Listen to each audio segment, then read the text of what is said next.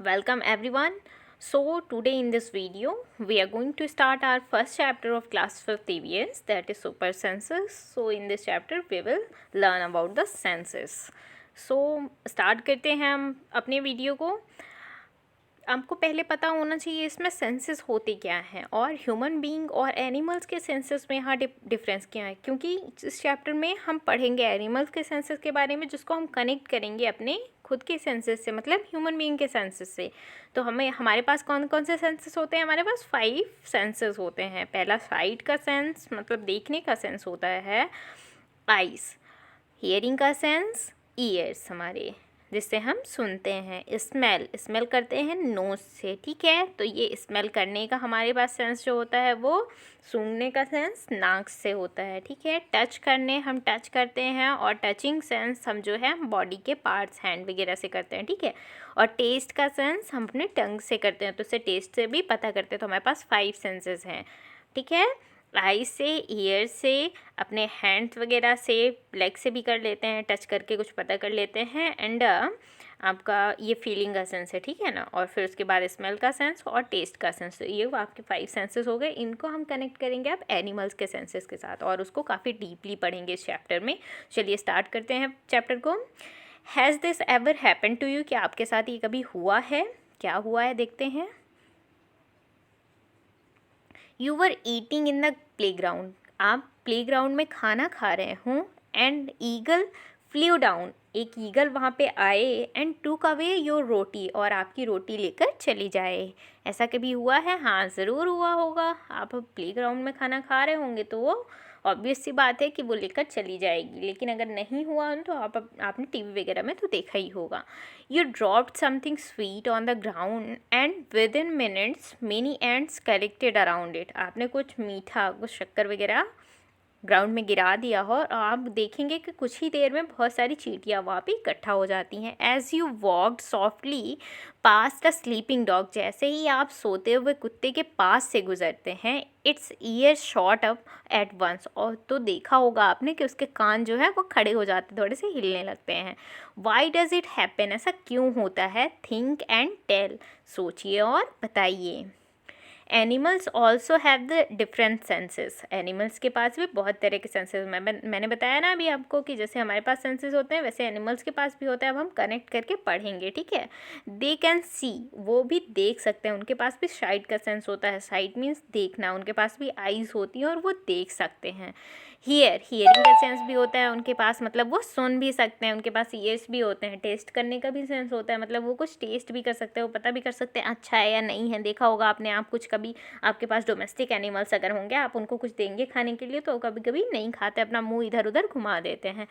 Smell, उनके पास सूंघने की जो शक्ति होती है वो जानवरों में बहुत ज़्यादा होती है। एंड फीलिंग करने की भी जो सेंस होता है, जो टच का सेंस होता है, वो अच्छे से फील कर पाते हैं।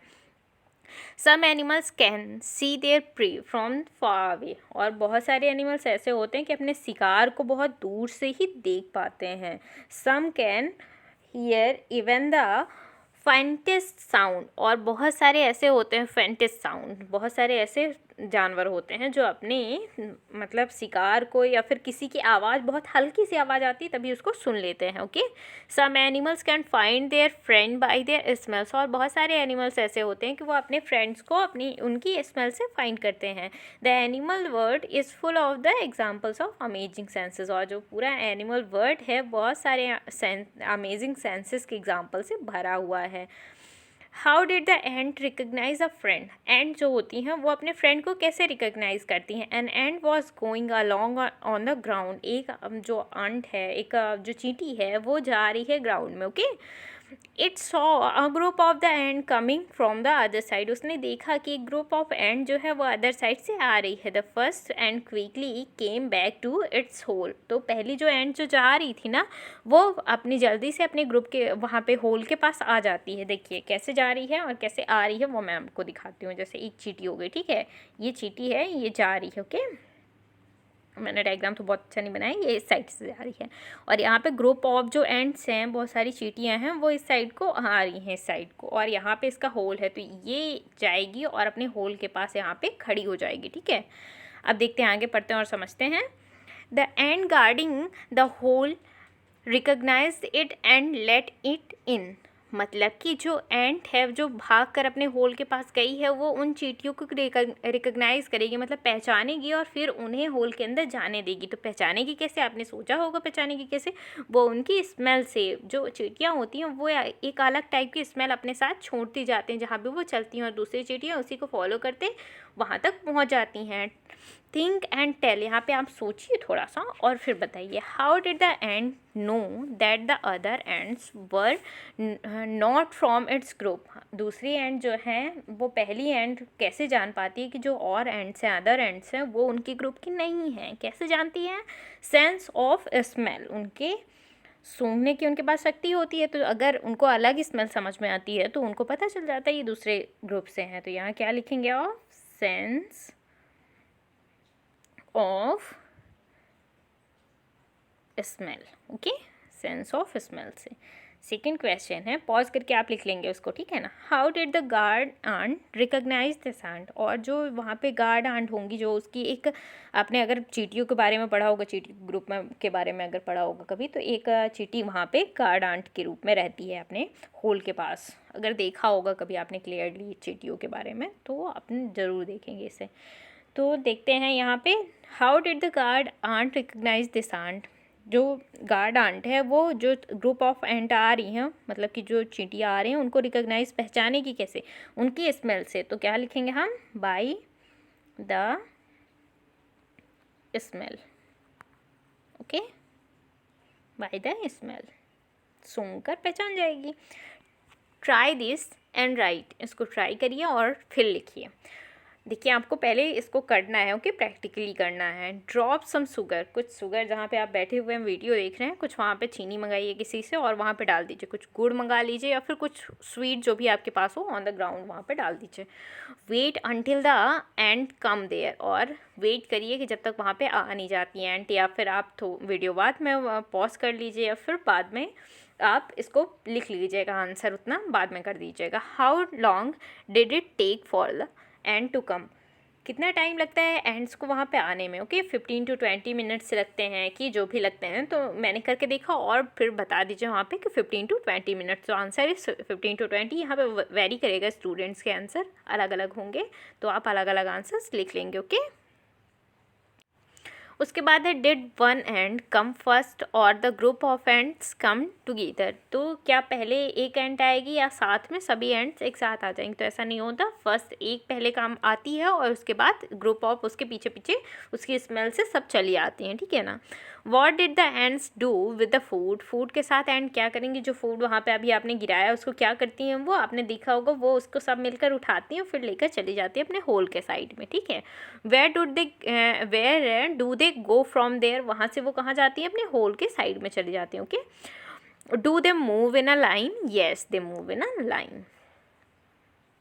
Now carefully without harming the ants. Okay, आपको अब ये क्या करना है? काफ़ी ध्यान से करना है, उनको हार्म नहीं करना है चींटियों को। Block their path for a while with a pencil, वो जहाँ से जा रही है ना सामने आपको जाके पेंसिल रख देनी है। तो क्या करेंगी? Now observe how do the ant move. तो ऑब्जर्व करिए वो कैसे जाती हैं। तो आपने देखा होगा कि जब आप जैसे ये यहाँ से चींटियाँ जा रही हैं, ठीक है ना, इधर इधर, तो आपने यहाँ पे पेंसिल ऐसे रख दी, तो ये क्या करती हैं? यहाँ से क्लाइंब करके, ओके, क्लाइंब करके और फिर सेम रूट में वो चली जाती हैं। वो कभी अपना रूट ब्रेक नहीं करती हैं, वो सेम रूट में जाती हैं तो क्लाइंब करके वो चली जाएंगी। Many years ago a scientist did many experiments like this, और बहुत साल पहले एक साइंटिस्ट ने इस तरह के बहुत सारे एक्सपेरिमेंट्स किए। आप भी ऐसा करके, मतलब पत्थर रख के देखिए, कुछ रख के कुछ अलग चीज़ें कीजिए। फॉर एग्जांपल आप कैरम बोर्ड खेल रहे हैं तो कैरम बोर्ड जाके रख दीजिए और देखिए कि वो कैसा रिएक्ट करती हैं। इनसे बहुत सारे बच्चे जो हैं बहुत सारी चीज़ें जान पाते हैं और उनके दिमाग में अच्छी अच्छी चीज़ें, अच्छे अच्छे एग्जाम्पल्स आते हैं। आप अपने नोटबुक में, अपने जो टेस्ट कॉपी है उन सब में आंसर ऐसे कर सकते हैं। अगर आपको कभी पूछा जाए कि अगर कोई सॉलिड पार्टिकल्स एंड के सामने आता है तो वो कैसा बिहेव करती हैं, कैसा पार्टिकल होता है वो, तो इस तरह से आप एक डिफरेंट आंसर कर पाएंगे। He found out that as the ant move, जैसे ये उसने देखा कि जब जो चिड़ियाँ हैं वो मूव करती हैं, they leave a smell on the ground. तो ये काफ़ी इंपॉर्टेंट लाइन है। जब एंट मूव करती हैं तो वो क्या करती हैं, एक स्मेल छोड़ती हैं ग्राउंड में। क्या करती हैं, एक स्मेल ग्राउंड में छोड़ती जाती हैं। The other ants follow the smell of the smell to find the way, और दूसरी एंड जो होती हैं उस स्मेल को फाइंड करती हैं अपना वे फाइंड करने के लिए, उसी स्मेल के उस स्मेल को फॉलो करती हैं अपना वे फाइंड करने के लिए। तो ये दोनों लाइन आप अंडरलाइन कर लेंगे, काफ़ी इंपॉर्टेंट, ध्यान रखना है आपको, ठीक है। Now can you guess why the hands behave like that when you block their path. तो ऐसा क्यों करते हैं, वो क्लाइंब करके क्यों चली जाते हैं उधर साइड, क्योंकि उनको कोई स्मेल वहाँ पे पता चल रही वो स्मेल है और उनको उसी रोड में जाना है, इसलिए वो क्लाइंब करती हैं और फिर चली जाती है, ठीक है ना। Some male insects can recognise their female by their smell, और कुछ मेल इंसेक्ट होते हैं वो अपने फीमेल को कैसे रिकोगनाइज करते हैं, उनकी स्मेल से ही रिकोगनाइज करते हैं। चलिए इस बॉक्स को देख लेते हैं। आई एम सिल्क वॉर्म, मैं एक सिल्क वॉर्म हूँ। I can find my smell female worm from many kilometres away by her smell, और मैं अपने फीमेल वॉर्म को बहुत किलोमीटर दूर से पहचान जाता हूँ, पता लगा लेता हूँ, कैसे, उसकी स्मेल से, ठीक है। So next one is, have you ever been troubled by the mosquitoes, क्या आप कभी मच्छरों से परेशान हुए हैं, बहुत ज़्यादा परेशान होते हैं लोग।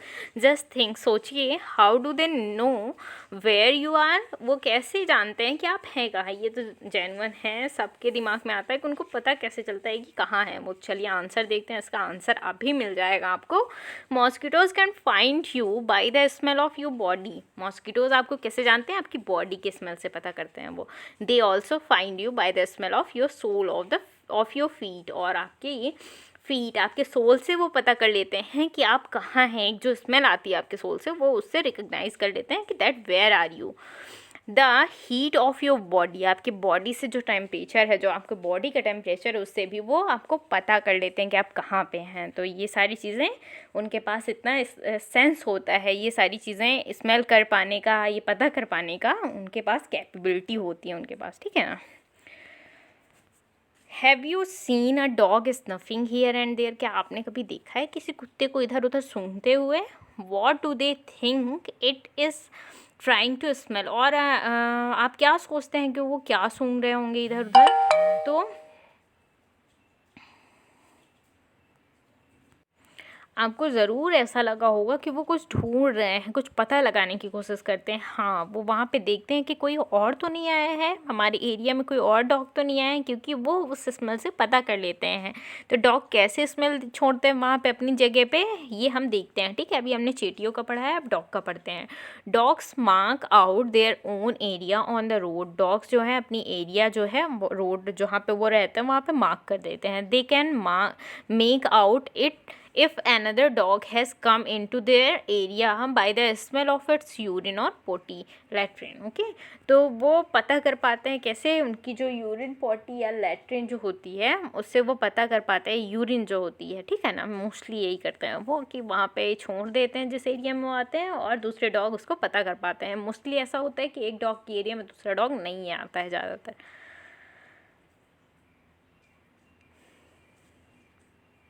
राइट, यहाँ पे लिखना है आपको, ठीक है।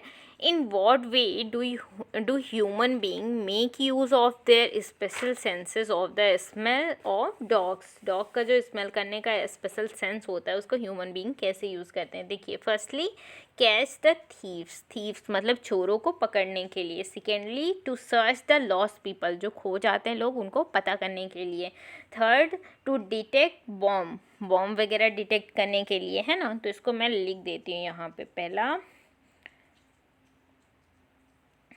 To search lost people, okay.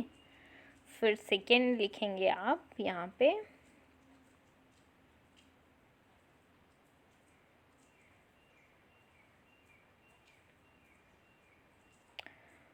To catch thieves, okay.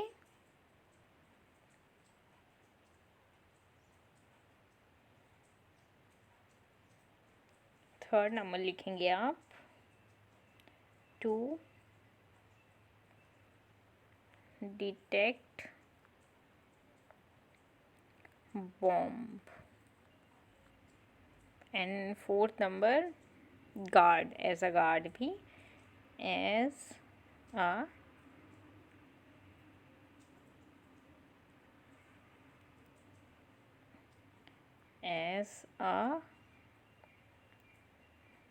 guard of your home. ये 4 टाइप से ये वर्क करते हैं, ठीक है ना, इतना मैंने बता दिया है आपको.